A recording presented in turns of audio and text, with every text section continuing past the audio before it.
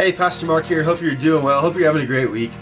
Have you ever noticed that if you're a parent, that when your kids fall down, we kind of live in a culture where it's not okay to say, get up, walk it off, you're going to be all right.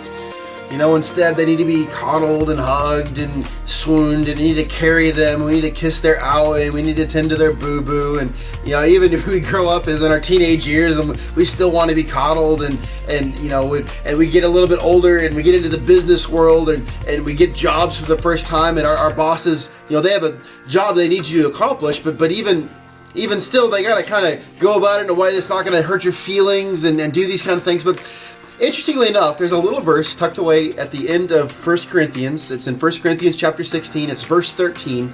Paul is wrapping up his first letter to a church in Corinth that was dealing with some issues with some sin in the church. They're young Christians, and he says something that just blew me away. Like, you're not supposed to say this. But this is what he says in verse 13, 1 Corinthians 16. He says, "Be on guard, stand firm in the faith, be men of courage, be strong."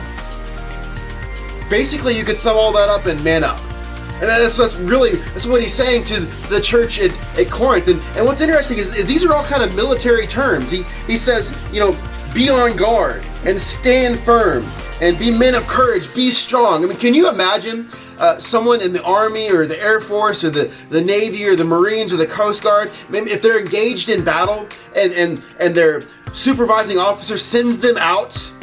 Can you imagine one of those, a troop, you know, kind of getting scared and a little bit antsy? He reports back to his SO saying, they're shooting at me, what am I supposed to do right now? Man, all of your training has gone from the point where it's trained you to deal with somebody who's shooting at you. And then so we need to raise our kids in such a way that is going to prepare them to deal with the things of life. And for adults that haven't been trained that way, there needs to be a sense in which we're willing to man up, as it were, be strong, stand firm, be on guard, because we know that if we take steps of obedience towards Jesus Christ, we're basically painting a target on our chest for spiritual warfare. Satan doesn't want you to succeed. He doesn't want you to take steps of obedience towards Jesus.